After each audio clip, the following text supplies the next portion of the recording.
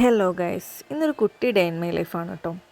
Sunday 10 മണിക്ക് എണീക്കുന്ന ശബ്ദം ചെയ്ത് കിടന്ന എന്നെ 7 മണിക്ക് എഴുന്നേൽപ്പിച്ച മുതലാണ് ഈ നടന്നു കുറയ്ക്കുന്നത്.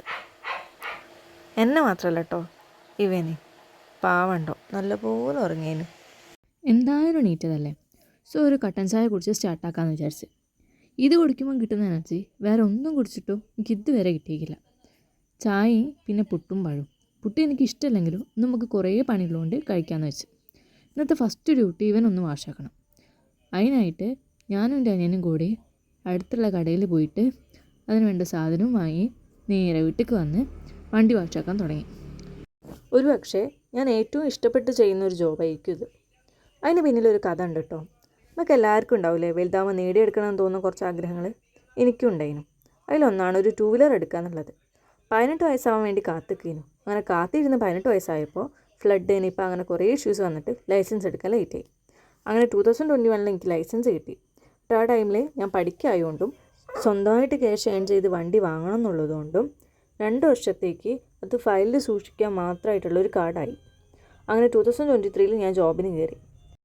അന്ന് മുതൽ ഞാൻ വണ്ടി വാങ്ങാനായിട്ട് ക്യാഷൊക്കെ എടുത്തേക്കാൻ തുടങ്ങി. അങ്ങനെ 2023 ഒരു ലാസ്റ്റ് മന്ത് ഒക്കെ ആകുമ്പോഴത്തേക്ക് എനിക്ക് വണ്ടി എടുക്കാനും പറ്റി. അന്ന് ആ കീ എൻ്റെ കയ്യിൽ കിട്ടിയപ്പോൾ എനിക്കുണ്ടായ ഫീല് അതൊരിക്കലും ഞാൻ ഈ പറയുമ്പോൾ മനസ്സിലാവണമെന്നില്ല. കുറേ പേർക്കെങ്കിലും അത് റിലേറ്റ് ചെയ്യാൻ പറ്റാണ്ടോ. എനിക്ക് ഇന്നോട് തന്നെ ഭയങ്കര പ്രൗഡായിട്ട് ഫീൽ ചെയ്തൊരു മൊമെൻ്റ് ആയിരുന്നു അത്. നിങ്ങൾക്ക് എല്ലാവർക്കും ഉണ്ടാവില്ലേ ഇതുപോലത്തെ ആഗ്രഹങ്ങൾ? കമൻറ്റ് ചെയ്യൂ കേട്ടോ. അങ്ങനെ ഞാനും അനിയനും കൂടി എന്തായാലും വണ്ടി നല്ല വൃത്തിക്ക് കഴുകിയിട്ടുണ്ട്. വണ്ടി ഓടിക്കാൻ തുടങ്ങിയിട്ട് 2 വർഷമായിക്കെങ്കിലും ഞാൻ ഇതുവരെ കിക്കർ അടിക്കാൻ പഠിച്ചിട്ടില്ല. അതിന് അനിയൻ തന്നെ വേണം. അങ്ങനെ അതൊക്കെ കഴിഞ്ഞ് നിന്നപ്പോഴാണ് അയ്യോ ഇന്നാരും മൈൻഡൊക്കെ ഇല്ലല്ലോ പറഞ്ഞ ഒരാളവിടെ നിൽക്കുന്നുണ്ട്. അതുകൊണ്ട് ഓരോന്ന് എടുക്കാമെന്ന് വിചാരിച്ച്. നമ്മളെ വീട്ടിലെ ഏറ്റവും ചെറിയ കുട്ടി വേണം കേട്ടോ.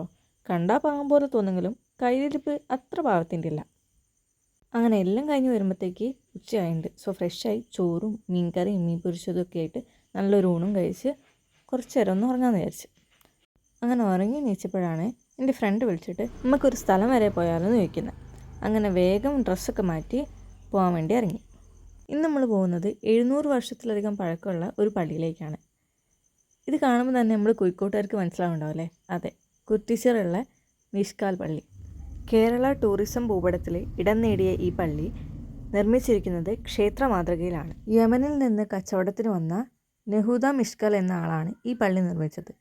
അതുകൊണ്ടാണ് ഇതിന് മിഷ്കാൽ പള്ളി എന്ന പേര് വന്നത്. ആ പള്ളിക്കടുത്ത് തന്നെ ഒരു കുളമുണ്ട്, കുറ്റിച്ചിറ കുളം.